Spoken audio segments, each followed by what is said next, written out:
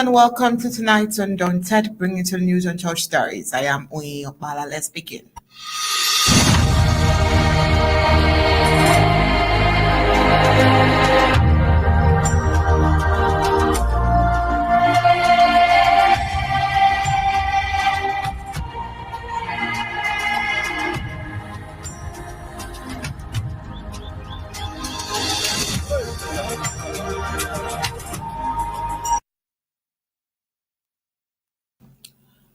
A wave of relief and disbelief swept through Cameroun today as several long-detained supporters of opposition leader Maurice Kamto finally regained their freedom from years in prison.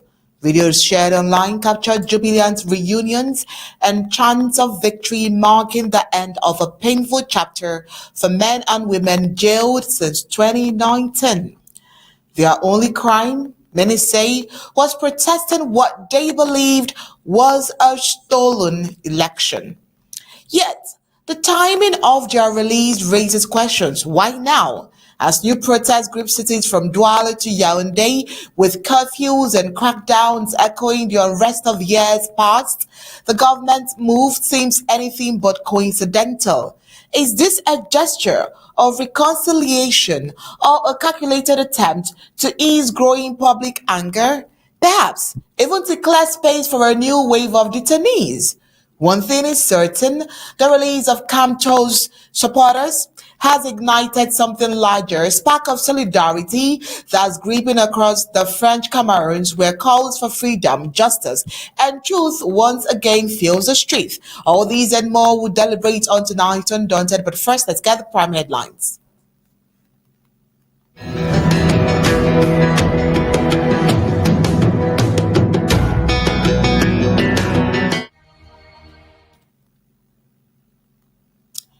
Tonight on the prime headlines, we'll head straight to the first report. Maurice Kamto supporters regaining freedom since 2019. Also tonight, travel agencies in Bamenda grounded amid post-electoral tensions in French Cameroun. Bamendjou ruler warns against arrogance and repression as the post-election unrest continues, while senior member Abdoul Raoufou Abba Diam resigns over recognition of Biya's victory. On the African scene, would head to Tanzania, where counting of vote begins after a tense election marked by protest and internet disruptions. While on the foreign scene, Trump's and Xi pledged to ease tensions on trade after a high-stakes meeting. Now let's get the news in full briefing.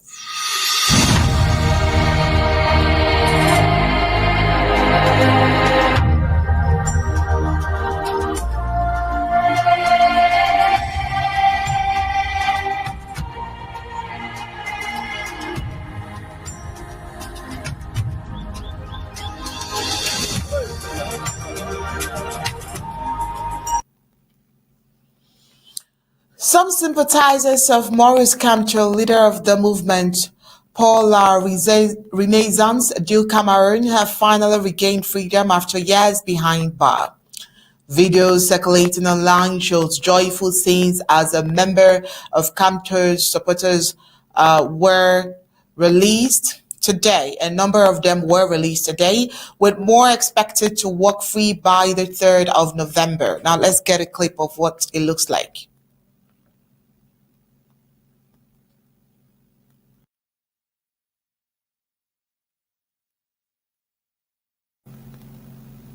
Well, these men and women have been detained since 2019, locked away for one reason only, for protesting against what they called a stolen election. But this release comes at a time when French Cameroon is once again on edge, with protests, curfews, and calls for change sweeping across cities.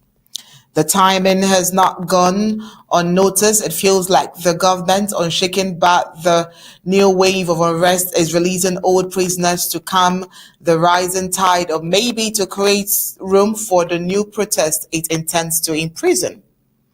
Well, a ripple effect has begun from Bafoussam to Batwa, from Douala to Yaoundé, as the people see in these free prisoners a reflection of their own fight today.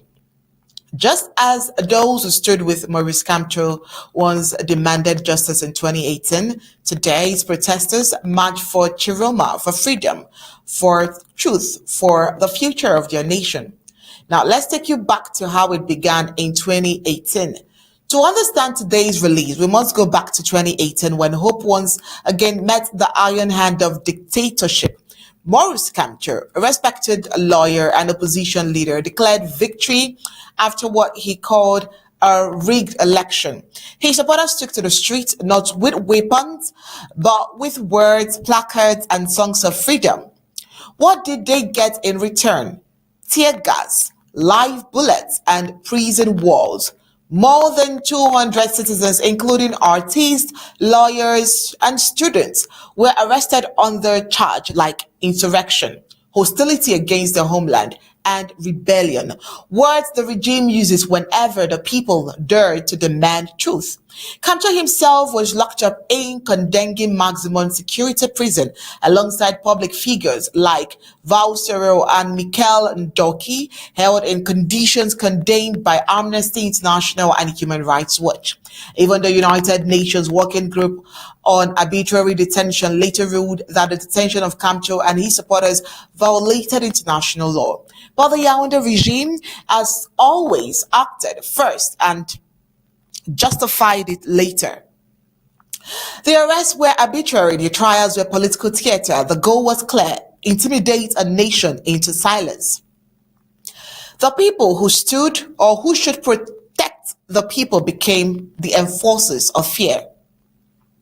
The military that should defend the country turned its guns inward against unarmed citizens waving the national flag.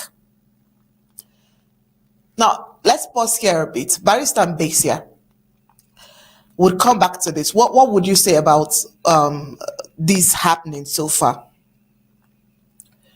What is happening? Thank you for having me. What is happening so far, if you're talking about the so-called release of Kamto supporters, below that lies a very big analysis of the situation. These men have spent, men and women, I think, they spent 7 years in jail. You find there a group of people, their families, their wives, their kids, their husbands, and so on, joyfully receiving them back home. What are they doing? They are celebrating their return. And what I can say in my own language, the turning of a mystery into Repression. The mere fact being released is being celebrated. But the fact that they were even detained, tried and sentenced was a political misfortune that should never have happened anywhere in the civilized world. And so you find this is a 7-year cycle. What were they doing in 2018? They were expressing their political views against the election that they claimed Kamto won. 7 years have gone by, another 7-year cycle is starting. I find people being locked up, being killed, being right, simply for expressing different political opinions. Is that what they are up to the Cameroun? Is that what they call independence when they got so-called independence in 1960 from their France? I think not. Independence was supposed to be the beginning of free expression, especially politically. Maurice Kamto had a political party, which legally is supposed to run for elections. And if they run for elections, they have the right to express the view that they want. They were adopted, they were summarily jailed, they are in short political prisoners. Being released because they have served their political term. It's not mercy. Remember, a lot of them were released. Kamto was released himself a year after, 9 months after, and the rest followed. And of course, this chunk that have served their different terms, 5 years, 7 years, and so on and so forth. For what? For expressing an opinion different from the one of the people in power. That is not what humanity is all about. That is not what democracy is all about. That is essentially what dictatorship is all about. That is essentially what tyranny is all about. And so, as I've just said, the cycle ended. The cycle that these two people to jail, 7 years is over. And they must go and give room for the next cycle, which is beginning soon. In fact, I started. People are being shot right now. People are being detained, so on and so forth. They will end up serving another 7 years because they express an opinion different from the one of those people who are in power. Again, I don't know where their own brand of democracy comes from. I don't see anyone like that, which is legally accepted. It is scandalous. It is not acceptable. At the very least, not acceptable for Amazonians, because people are born free. They are supposed to express themselves freely. They are supposed to have their individual opinions without fear or favor. If that's what it is in the Republic of Cameroon, I insist, Amazonia has nothing to copy from them politically. The Republic of Cameroon has everything to learn from Amazonia in political maturity. Over to you. All right, thank you so much, Barrister. Now, what did the courts even do? The courts that should uphold justice became the tools of repression. And so, what's the irony? These were not criminals, they were citizens demanding transparency in a purported democracy. In a purported democracy, where in the world is it a crime to question a contested election results? Where else are peaceful demonstrators tried under the military law, the very same military that should protect them? In French Cameroon, dissent itself is treated as treason. And by October 2019, after nearly 9 months in detention and immense international pressure, Kamto and his allies were released but never acquitted. Their names remained on a list of watch suspects, their voices muffled by constant surveillance. It was a mockery of justice, one that warned every future protester to speak and you will vanish behind bars. And here we are again. 7 years later, different season, different years, but the same script. The actors may have changed, but the dictator, the director, remains the same. A government that fears accountability more than instability. Is history going to repeat itself? Will 2025 be any different? Well, today, as the rest of these prisoners step back into daylight, the irony cuts deep. Their release is being celebrated, but it also stands as a chilling reminder of what happens when truth challenges power in French Cameroon. Once again, the nation is burning with discontent. The people are on the streets crying out against another contested election, another stolen mandate, another cycle of repression. This time, it's not only one party supported, it's the citizens themselves from every province, from every tribe, every age. They are tired. Tired of mourning, tired of fear, tired of living under the shadow of a ruler who refuses to listen yet continues to make life unbearable with the high cost of living they have to endure daily. And if history teaches anything, it's this: if the people do not win this time, the cycle will repeat itself. Probably. The government has released the old protesters to create room for the new ones it plans to imprison. You can never tell. New arrests will come, more citizens will vanish into cells, and perhaps, like the Kamto prisoners, they will not be seen again until 2032. In 2018, it was Maurice Kamto supporters. In 2025, who is it gonna be? Is it Chiromas? Well, different names, same story, a people's victory stolen again and again by a regime that confuses people with eternity. By this time, it feels different. This is the era of the youth, an era of digital courage, of voices that refuses silence of a generation determined to reclaim its country. And as the echoes of the freed protesters blend with the chants of today's protesters, one question lingers in the air. And of course, I will be asking Barrister Mbesha this very question. Barrister, will this finally be the moment when French Cameroon breaks the circle? Barrister Mbesha, do you think that these protesters, this time with their emergence of their social media, do you think that their voices would get to anywhere with the protest and what you were saying so far?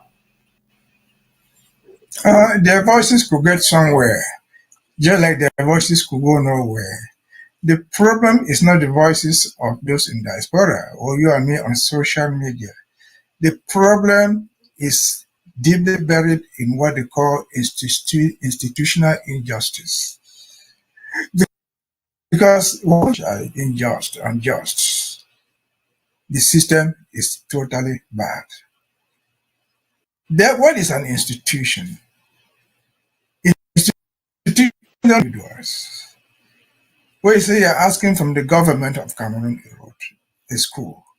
You're not asking from the individual minister. You're not asking from the individual president. You're asking from the government. It's an institution. But where institutions are reduced to individuals, the system fails. Where instead of asking for something from the government of Cameroon, we are asking it from Mr. Paul Biya, the person, the institution of the government fails right there. When you go to file a document in the Ministry of Territorial Administration, you expect that ministry, not a Tanganji as a person to act. Because behind the ministry lies individuals, but the ministry has on the organigram that makes it state. If you must pass through Paul Biya's, Atanganji's house in the evening to receive an official approval the next day on a piece of paper signed by him, the institution of the Ministry of Territorial Administration has failed and collapsed woefully. And then take it back there. All of us know something. Somebody offends you, they steal from you, they hurt you. You say, I'm going to court. I'm going to sue you. You're going to court.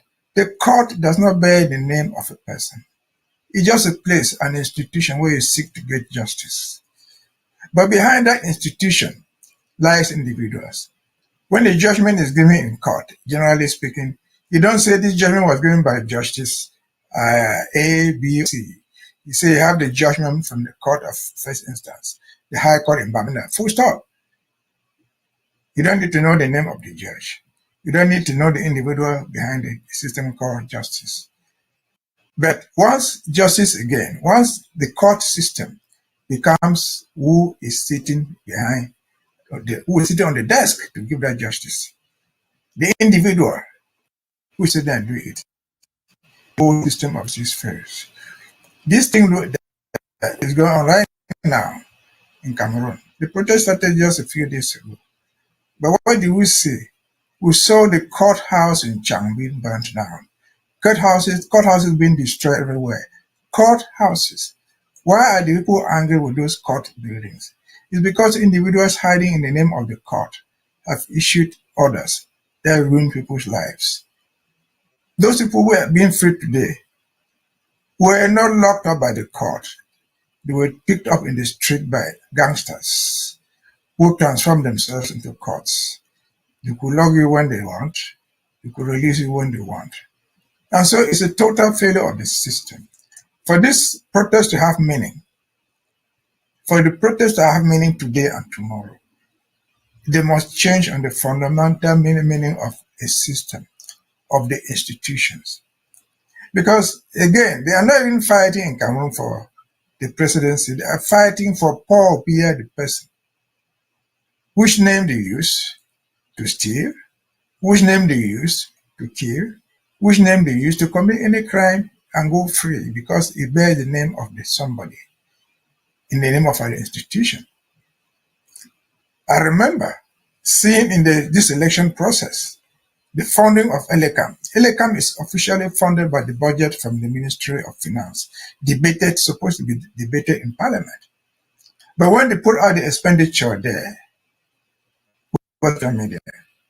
there was a headline, I think, assistance from the presidency, the 2 million? Where does the presidency, headed by a certain person, a candidate in the elections, get money to fund Elekam? If Elekam doesn't have money, if his money is finished, the rightful procedure will be for Elekam to go back to the National Assembly and ask for additional funding. They will not do that. They will ask a certain individual sitting in the 2D, who himself is the candidate in the elections, to give them money, 2 million. It's not just Lekam. You find people in Bamenda when something goes wrong. Atangaji come there, we say President Paul Biya's aid, presidential assistance. Why? Why? Paul Biya gives even cutlasses for people to go and farm. And so the protests are right. The protests are perfectly right. But again, the protests will go nowhere without the complete destruction of this terrible thing they have set up there called state institutions. Which state institutions are just individuals, crooks, criminals, hiding behind the round stamps, hiding behind a pen, where they will sign things. There are so many examples I cannot even talk about. This is election period. Who could imagine anywhere in the world that at the election time, a certain person will sit in the ministry which is supposed to oversee elections, claim to pirate its own website, take out people's names that are supposed to be in the elections, fabricate criminals and put them to represent them, and then go free. If that ministry itself cannot be dissolved, like the case of Kamto and certain Yebga, if the whole ministry cannot be dissolved, the people who are in head of that ministry should find themselves in jail in the first place. And jail probably for life. Because their actions have cost people lives. People have died as a result of that. It is political murder. It is physical cooperation in the murder of innocent people. And so our brothers and sisters in the Republic of Cameroon, go protest if you can. But even after your protest, whoever comes to that office, it is Pobia, it's not yet done. It is Chiroma, it's not yet done. Those institutions need to be cleaned off, if not completely abolished, properly reformed. That's what it takes to get freedom.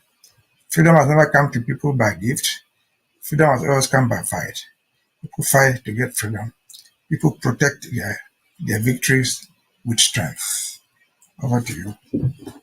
Thank you so much, Barrister. There are so many things happening, and the aftermath of all of these is what we are looking at, talking about the aftermath of Cameroon's October 12th presidential election. Well, it has plunged parts of the country, particularly the southern Cameroon's capital, Bamenda, into paralysis following the proclamation of results that extended President Paul Biya's decade-long rule. The city's travel agencies have suspended operations, leaving passengers stranded and businesses grounded. Residents say movement has been severely restricted since Tuesday as uncertainty grips the nation. A worsening fuel shortage has deepened the crisis, with long queues now common at filling stations across Bamenda.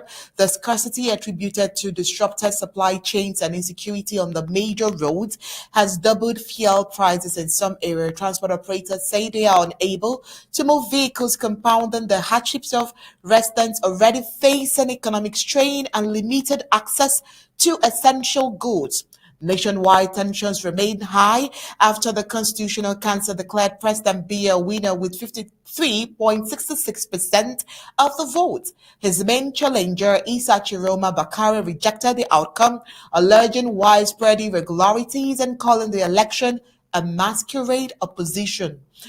Well, aside that, opposition supporters have staged sporadic protests in cities like Yaoundé, Douala, and Bafoussam, while international observers have urged calm and transparency in the handling of post-election grievances.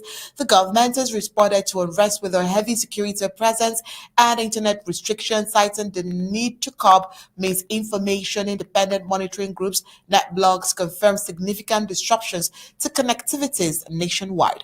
Reports have also emerged of clashes between protesters and security forces and of 18 attacks to getting party officers, further heightening fears of instability. In the Amazonian areas, the post-election turbulences has added to long-standing tensions from the war already. In Bamenda, gunfire was reported in some neighborhoods, prompting residents to stay indoors. Businesses, schools, and banks are operating intermittently, while ghost towns have re-emerged as a form of protest and self-protection. Locals describe it as a growing sense of fear, uncertainty, and fatigue as they navigate both political and economic crisis. As the government calls for national unity and the opposition demands an independent audit of the votes, Cameroon finds itself at a crossroads. The combination of political mistrust, economic disruption, regional instability, and the war has left citizens anxious about the future. For now, cities like Bamenda remain immobilized, their silent streets reflecting the nation still struggling to find stability in the wake of yet another disputed election. Bryce base here. At times like this, of course, when two elephants are fighting, the grass is suffering. But now, both the elephants, the grass, everyone is suffering at this point. The people are facing serious fuel scarcity at this point. I know what that means. Transportations are being limited, no fuel, meaning every other thing would be on the increase because the little people would have, they would definitely hoard it. And I don't know if you can imagine what life is at the moment for people in Bamenda. From the sound of the reports, you will be able to understand or maybe imagine the kind of hardship that they will be facing at this point. I think the case of people in that is sympathetic, but it is generalized throughout Amazonia, if not Cameroon as a whole. See, the buses are parked there. They are not moving away. Why? Because of insecurity. But just not because of insecurity. What do they lose? A Bamenda person not moving to Douala will not be able to buy simple gas to cook. They buy gas from Douala, they bring it back home. If the bottle is empty, you're bound to stay there. Why is it necessary to go to Douala to buy gas to roast cocoyams, to boil even water for your baby? It is because the government of Yaoundé has sought to be the lifeline of the people. People don't depend on the government. Remember 2-3 months ago, we saw the Prime Minister coming to lay a foundation stone for the construction of a gas station in Bamenda. Where else in the world is the supply of cooking gas the responsibility of government? We hear very bad internet going on in Cameroon. Now, where else in the world is the control of free the responsibility of government? It's supposed to be private because there are services that you pay money, pay and consume. If you have money to put internet in your house, so be it. You pay. If you don't have the money, they cut it off. If you have money to buy gas, you buy the gas. If you don't have the money, you don't buy. You go with firewood. But the government of Yaoundé, with their supporters, puts all hurdles on the way to make sure that at the least moment that they are angry, that they are disappointed with you, they can switch off the gas pipe. They can switch off the internet. They control your life when you sleep. They control when you eat. They control when you go to bed. They control when you go to wash. Where else in the world did the supply of simple water to drink become the responsibility of government? The government will say, well, people in Bamenda will cry, we don't have water to go to the governor. We don't have lights to go to the governor. We don't have electricity. We don't have gas to go to the governor. And who is the governor? The governor is the personal representative of the president. Not only the governor of Bamenda, the governor of Biya, the governor of Betua. So they've set up this thing to control your lives.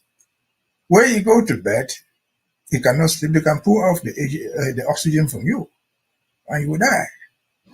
And so again, in this time of crisis, people are facing the realities of the system.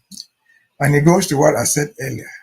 Until the so-called Cameroon shall reform its own system and give a limited government in your life. Give the courts what the courts mean, not what the individuals behind.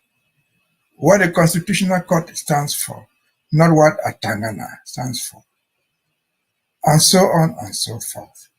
And I've said many times here before, Cameroon has the government it deserves.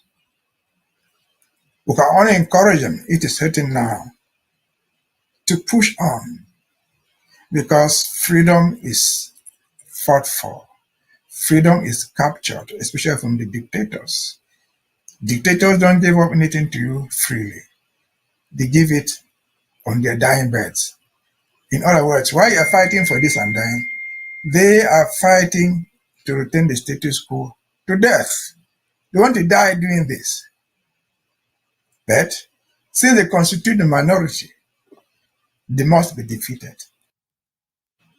No dictatorship in the world has ever lasted forever. All dictatorships do what is going on in Yaoundé, but at the end of the day, all dictators end up being defeated. Biya, maybe he's still talking, but he's not talking. But he does not need to go far to find out what lessons he could learn from Mugabe in Zimbabwe, just 2017, from Mobutu in Congo Kinshasa, and other dictators around. And so there comes a time that dictatorship must end. And often it ends with the blood of the dictators being shed in spirit.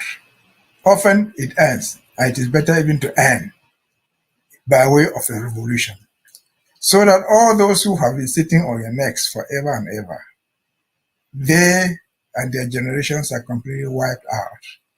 But if you leave them, if you leave the traces, their successors, they will likely continue to do what their parents were doing. And so am I calling for a revolution? No. I'm simply calling for people to have their eyes open. Because dictators don't dictate for nothing. They dictate for a purpose, for their own survival, for the survivors of their children and their great-grandchildren that will follow them as individuals. And until you wear the belt and wear the shoe that I had, you will not defeat them. But again, no dictatorship lasts forever. All dictators do the same thing, but no dictator has ever survived. They are always defeated at the end of the day. So to Amazonians, fight for what belongs to you. For Cameroonians, we encourage you to fight. Don't care. A few will lose their lives. People always die during revolutions. People always die for something else. Even if you die, make sure you leave behind the spirit of for your children to continue to fight until the country becomes what it is, until you become part of the world. The smaller world which has become so small. Then you can say your own house and pick your phone and call a president of China or a company in China. Or you can call a company in Japan or anywhere else in the world and discuss business freely. Until you have that, you are doomed. But since you are so intelligent, you are not doomed. I see a lot of intelligence. I see wonderful intellectuals in Cameroon. We wish them the best. We pray for them. They will succeed. Over to you. Of course, we hope that they succeed. All right, still on the aftermath of election, in a powerful statement, the traditional ruler of Bamendjou, a French Cameroon village, Fu Sokonju Mpother, has cautioned colonial authorities against arrogance and repression as post-election protest continues to spread across the Cameroons. The monarch urged leaders to exercise humility and restraint in the face of growing public anger. Reflecting on the ongoing unrest, Fu Sokoju said the Amazonian war should have taught leaders the cost of arrogance, deceit, and condescension. There is no honor in claiming victory over one's own people through force, repression, and arrest. He said, lamenting that arrogance, contempt, and excessive zeal have pushed the nation to the brink. The traditional ruler called on the French Cameroon's government to set aside pride and listen to the crisis and tears of a people simply asking for a better life and for truth. He extended condolences to families of victims and appealed to the youth to protest peacefully, stressing that violence would only deepen the wounds of an already fragile nation.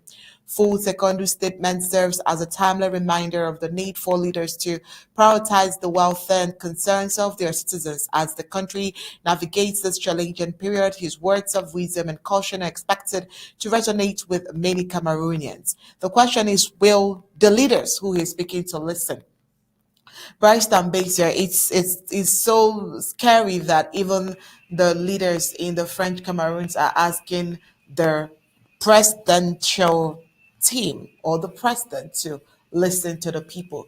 More like everyone is tired of all of this, and of course, their word seems like it's going to fall on deaf ears. But at this point where the leaders are not really asking the people not to protest, asking them to probably be cautious, asking the leaders to, listen to the people. Do you think that there is any more thing that they can do or for them to play mediators between the people and the leaders? Do you think that this is just a fair place to stand, or there are extra things you think that they can do, or you think that the first stand that they are on now could suffice? I think when you ask the question, there's something that they can do. When you say they, you are referring to who are these people you call they? Sokuju or Bamendjou is just an individual. He's not there. He's one of the traditional rulers in the Western region. There are hundreds of others there. We don't hear the similar call from them. The most prominent ones among them is the Sultan of Fumban, who enjoys UNESCO protection in the first place. But you don't find him saying this. The people of Fumban are very many, very, very many in numbers. Even just for Bamun alone, where Fumban finds itself. They have a whole political party of Tamajo, Njoya, the CDU. What do the traditional rulers there do? What does the king of the Bamun do? He is an ally of the criminal junta in Yaoundé. So when you say they, who are they? This Sokojo man is just one. It's the tip of the iceberg. But he's just one tree in the forest, making the noise that is supposed to be made, but not producing any results, because his little voice is drowned by the voice of evil. Let us just take him as a traditional ruler, saying what he has said, and take it to so-called Amazonia. Where does this man's voice fit in the whole Northwest? Is the fun of Malcolm saying the same thing? Ballet, barefoot, the saw, and you can name the rest. It's zero. You take them to the so-called Southwest. Why the chief there saying? A chief Mokete of Kumba saying the same thing. He's supposed to be the chief of the Bafors. A chief Endele in Boya. These are the ones that I can mention their names. Is the founder of Fontem, the founder of the chief of Bamumbo, the chief of Manfe. Are they having the same language? No. Instead, what they are saying is, if you don't vote for Paul Biya, you are the criminal for not voting their party. And so this is a single voice in the wilderness. We cannot say they have influence. Can this man have influence? Because you go up to the north, you find the sultanates all over there, are lying behind the criminal junta. Why? Why? One must ask this. Why? It's greed. Why? They want money. They want to be paid. When somebody stands up in Kumba and say he's called Chief Atem Ebako and says that they have declared the presidency for Paul Biya until he is dead, he goes further to say he and his people and the people of the Southwest support Paul Biya. From what platform is he talking about? He's talking from the platform of government. Because government has created something called the House of Chiefs. That has given them light to speak. In their villages, they are worth nothing. Because whereas the villagers have cocoa farms, or whatever farm they have there, those empty people have no farm of theirs. Their farms before used to be the people who brought the best game they killed to the palace, who harvested the best fruit from the compound and brought it to the palace. These people no longer have these things. They are poor people. They are very poor people dressed in royal garments that they cannot even afford. They are wearing the garments that their fathers made for them before they died. They themselves can hardly afford anyone by themselves. They are poor. So again, this Sakuju of Bamendjou is a lone voice in the wilderness. But like John the Baptist, I've said it before, he's singing the song, he's a forerunner of something. Change is coming. Well, he's Sakuju, because he's saying that they already killed John the Baptist. Christianity came and survived and spread around the world and has become the largest religion in the world. So Sakuju can only hope that God will give him more strength. Well, God will guide him. You see him sitting there very humble. He's not a man believing in abundance. He's sitting there a humble man, just telling the truth of what it is supposed to be. For our chiefs, for our funds, for our so-called traditional leaders, you are one. You are one. Before you, they were your ancestors. I guess most of those traditional chiefs, the ancestors like the one of Biya, the one of Fontaine, they fought the Germans. They were not fighting for their own interest. They fought for their communities. And they died. And some of them were exiled because they were fighting the colonial master. And so thank Sakujo of Bamendjou. We only hope that these young rascals, these young royals, dressed in borrowed robes, in the name of kingship, in the name of friendship, learn something from him. If they cannot learn, so be it. But they've lost the population, and they've lost the population wholly. The population does not follow the king follows the people. And so if they do not lead by their own example, they will lose everything. And tomorrow, when Paul Biya is no longer there, I just wonder, where would they go to?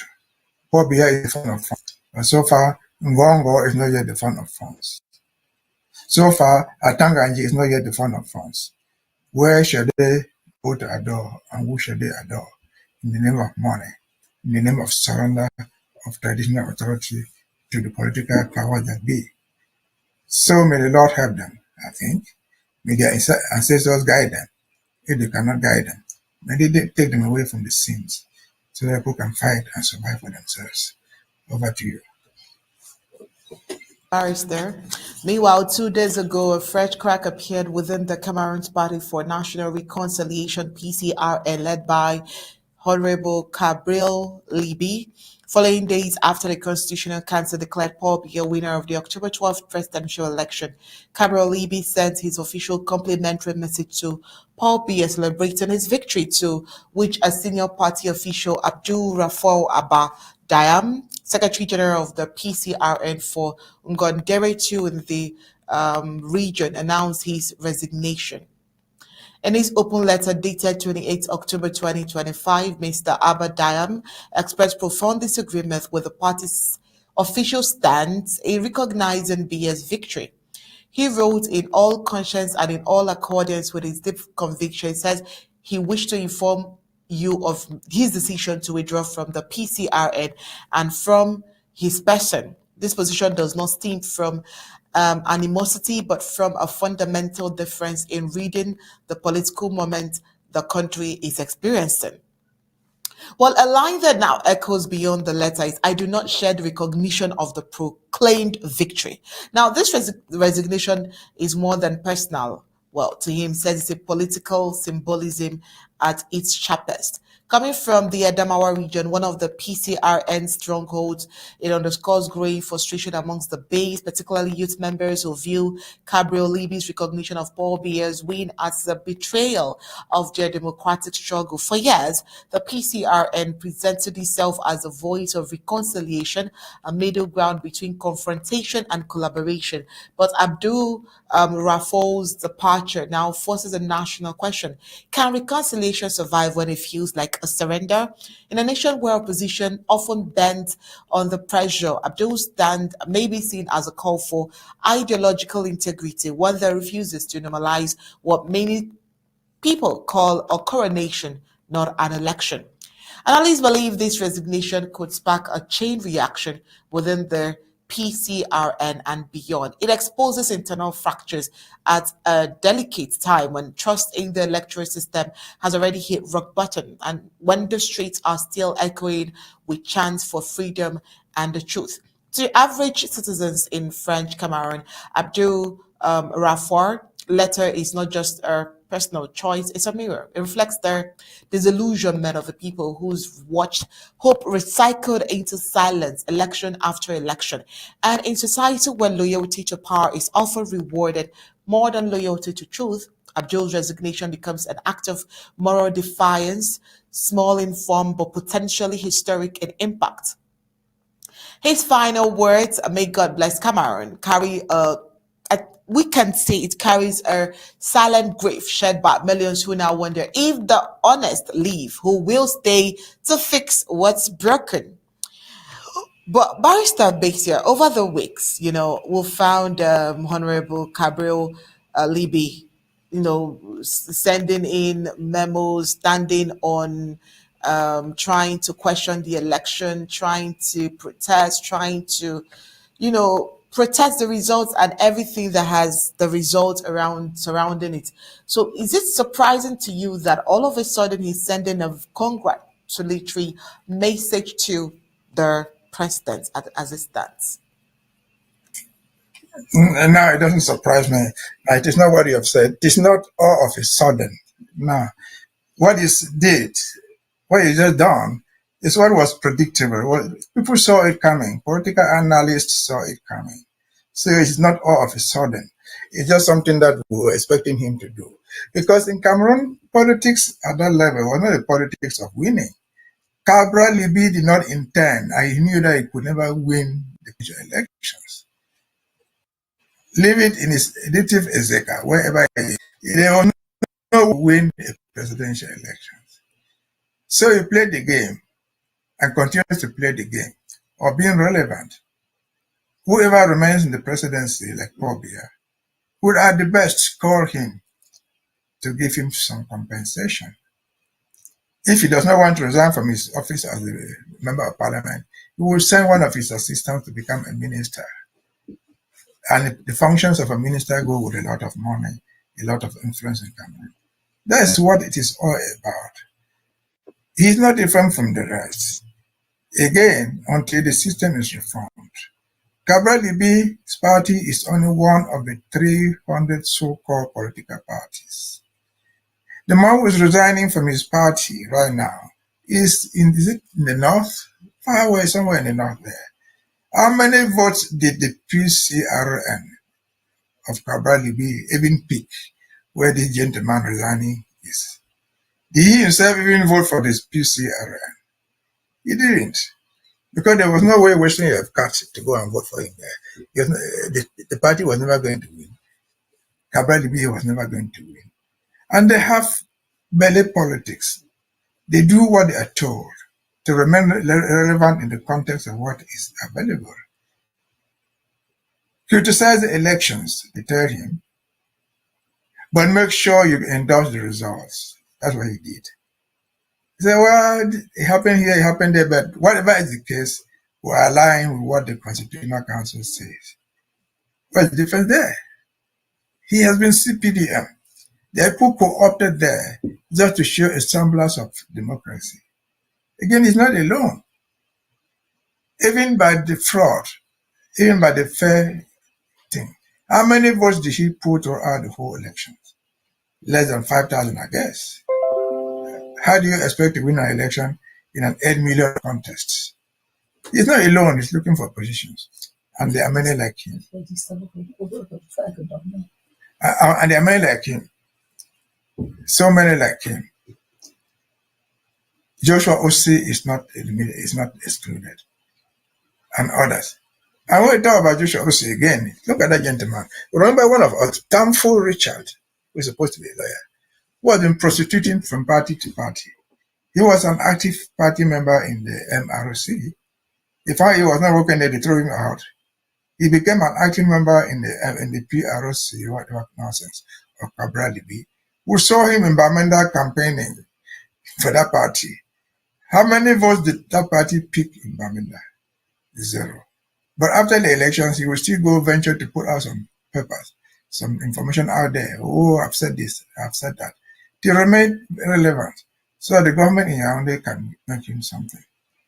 If he's a successful lawyer, They can make him a member of a board of some important national institution, the board of Sonora, anything.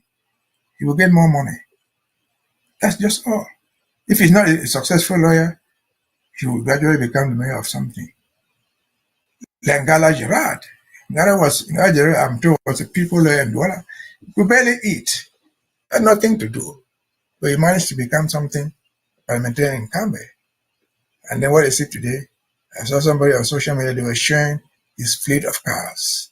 They were showing his fleet of houses he has built just for supporting the party. And so this poor gentleman has done the right thing. Remain relevant because he's so far away that even if Cabral were to take it and distribute, he sitting up there will not even get much because by his own effort, he probably did not bring enough to 100 votes. And so it's good that he resigned. It's good that he's saying the truth. The truth is bitter and must be told. And he has done it. But again, Cabral has never been there to win the elections. He knew that he was not going to win. He knows that if repeated today, he will never win. But he wants to remain relevant. He's just one of the 300 and something parties in Cameroon. Here they say a union of 20 or 30 political parties, most of whom don't even have, they and their wives don't have up to 2 votes. On election, they go into the polling box, they vote somebody else themselves. But they're a political party, just to remain relevant. And so Cameroon politics is a joke. Cameroon system requires fundamental reform to make the system work. That's the bottom line. Congratulations for that young man resigning. He was worth nothing, but it's better now that he has said publicly that he's not part of it anymore. At least better late than never. Over to you.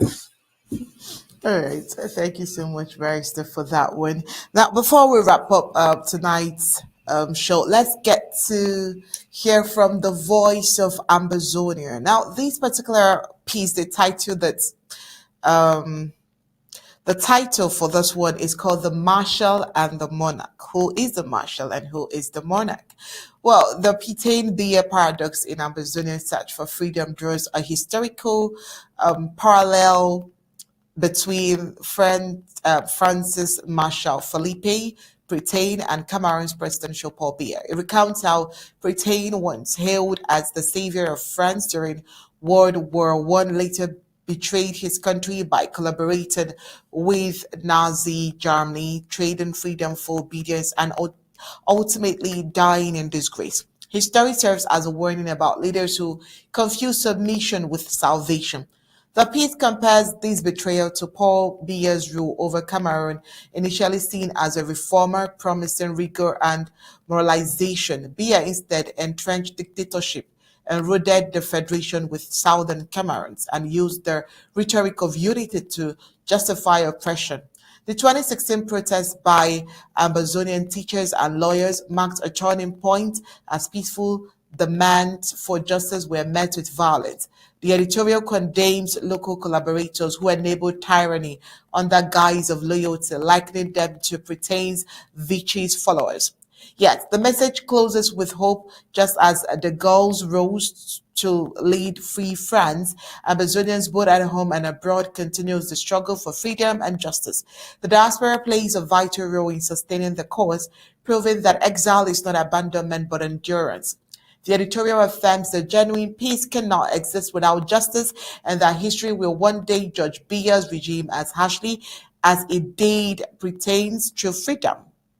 It concludes that true freedom belongs not to those who submit, but to those who resist with courage and conviction. But let's hear all of this in totality from Dr. Mungwa himself.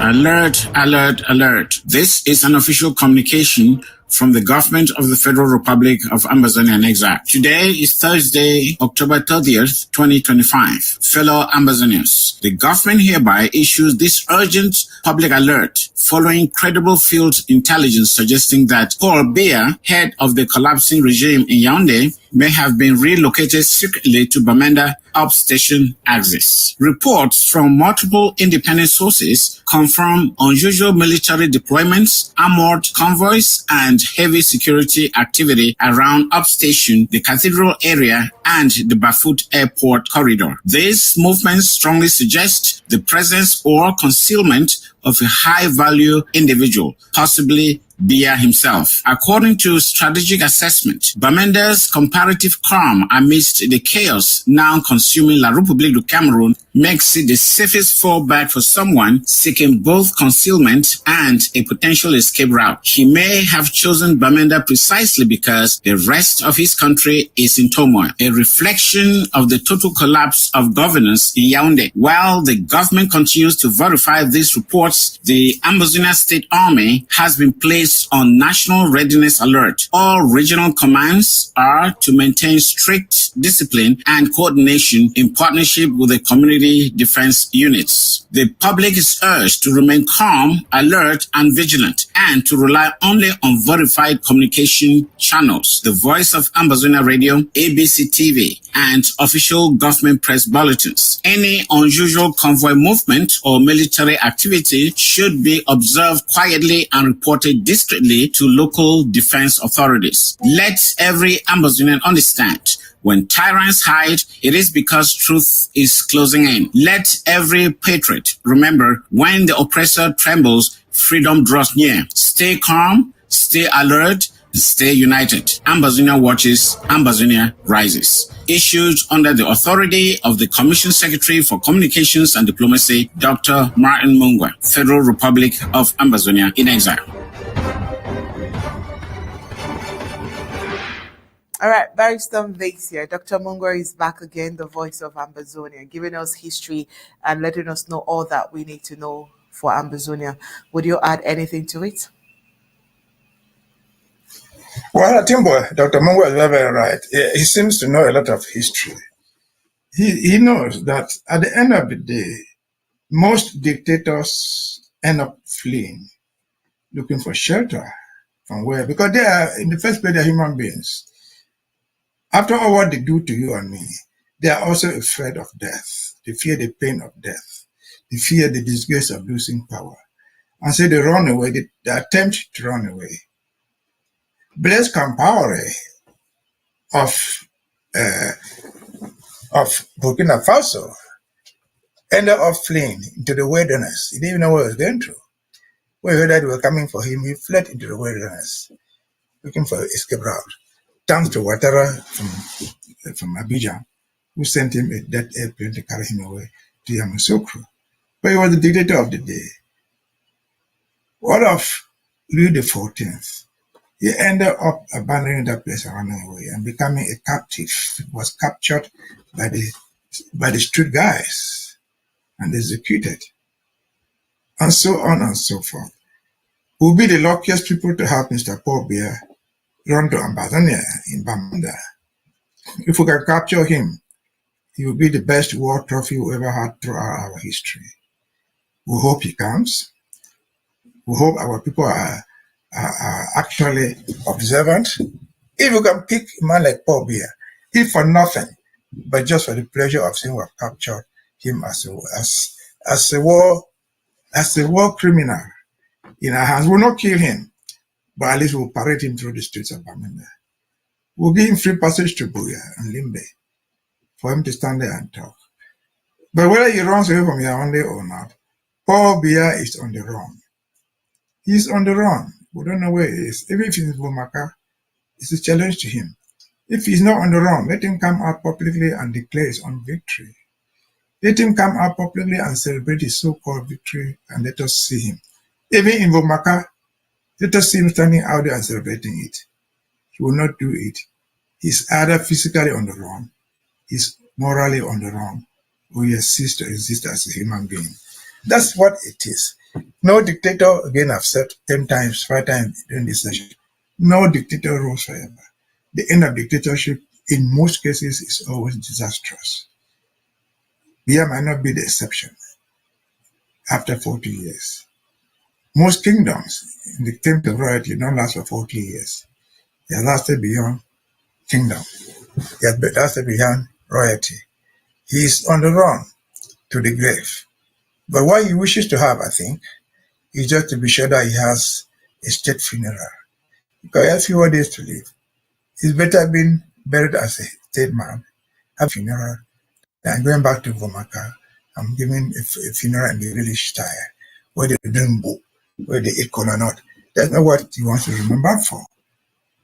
He would want to see his wife become a happy widow, not an escaping woman, like the wife of Gay in Cote d'Ivoire, who ended up in the street with her husband being captured and killed. And so Dr. Mongwa knows what he's saying. I think he has the filaments. Our Amazonian guy, let them be alert. See Paul Biya if he comes there. But if you don't see Paul Biya by himself, I see any of his collaborators on the run. Our trophies for the war. 5 years ago, 6 years ago, the whole world refused to see what we're fighting for. But now, even our critics, one day, next door in Bafoussam, in Bunda, in Douala, they see what we've been fighting for the past 10 years or more. And now they are with us. Dictators have little place to hide when they come to the end of their regime. Paul Biya might not have place to hide. His supporters will have no place to hide. I'm sure, from learning from social media, a good number of them have already taken their families abroad. They've all already escaped. They're sitting there in the shares, saying that, well, if they take me away, let my son, let my wife, let my daughter take the house in London, take the property in Singapore, or wherever they have buried the money. But money has meaning. Only when it is serving you. When you become a prisoner, you are lying in prison, you are a prisoner. Prisoners don't write cards. Prisoners don't finish. Have to eat according to the instructions of the prison. And so money has no more value. The value is what you have planted, which is now haunted. We hope this is not the case with Paul Biya, but we pray. If Paul Biya escapes this route, his immediate followers should pay the price. Over to you. All right. Thank you so much, Barrister, for how calmly you've put all of your words tonight. Thank you so much for coming on tonight's Undaunted. So at this point, we'll let you go and head into the African report. Hopefully on Saturday we'll come together and see how far these protests have come and what they would have achieved in terms of getting results. Thank you so much for being part of tonight's Undaunted. Thank you for having me. You're welcome. And right after the break, when we come back, we'll take a look into Tanzania, where counting has begun in Tanzania after tense election marked by protest and internet disruptions as well.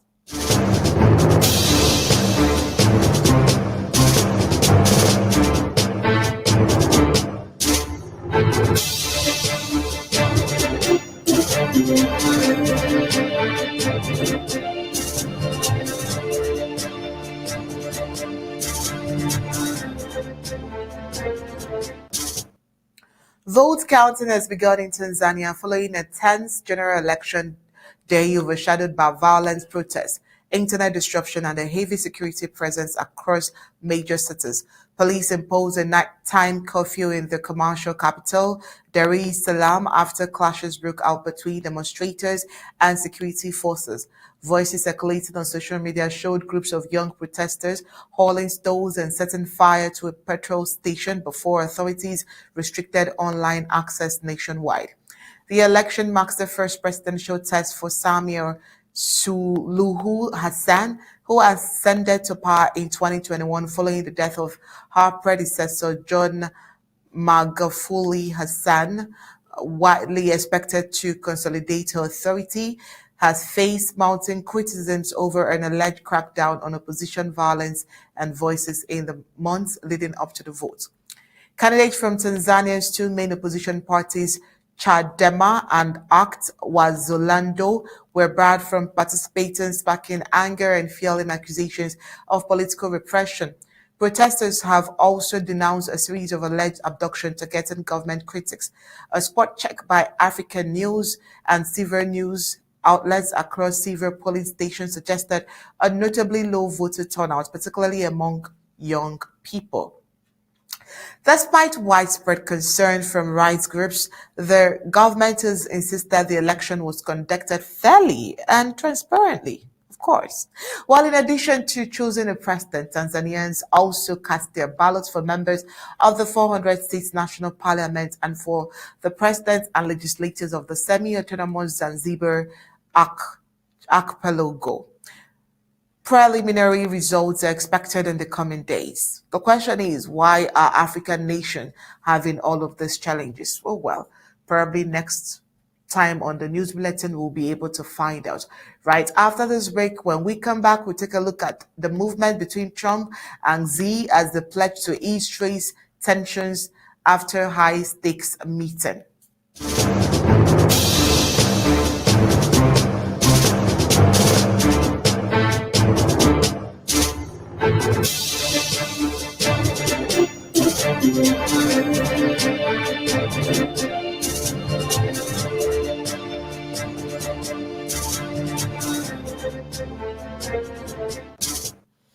Well, President Donald Trump returned to Washington on Thursday after what he called a successful face-to-face meeting with Chinese President Xi Jinping, announcing a series of steps aimed at easing trade tensions between the world's two largest economies.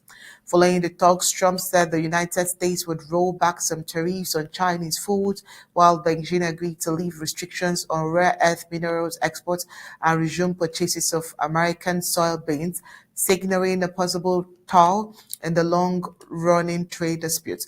He said he thought it was an amazing meeting. Trump said upon his return, President Xi is a great leader of a very powerful, strong country. It was an outstanding set of decisions. The Trump administration initially imposed tariffs on Chinese imports to pressure Beijing over the sale of precursor chemicals used to make fentanyl, a synthetic opioid blamed for thousands of overdose deaths in the United States.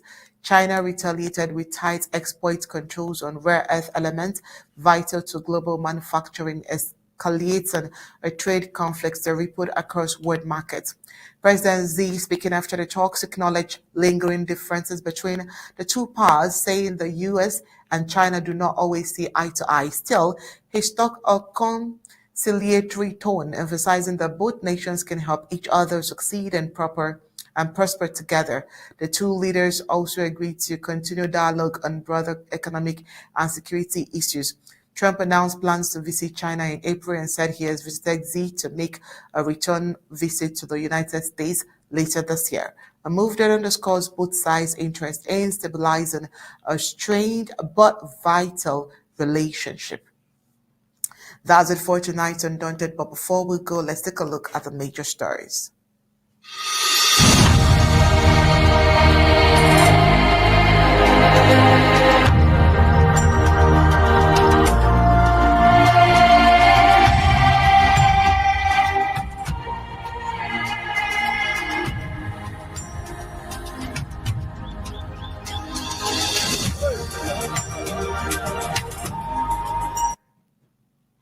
Well, tonight on Undaunted, we told you that Maurice Kamto supporters have regained freedom since 2019.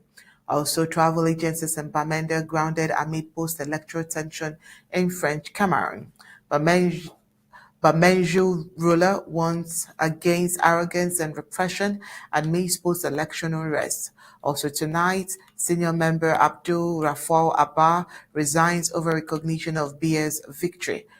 On the African scene, we told you that in Tanzania, vote counting has begun amidst protest and internet disruption. While on the foreign scene, we told you that Trump, Xi Jinping pledges to ease trade tensions after high-stake meeting. That's it for tonight on Undaunted. bringing to the news on Church Stories. On behalf of Barrister Mbesha here and the team of technicians behind tonight's production, it's good night and God bless.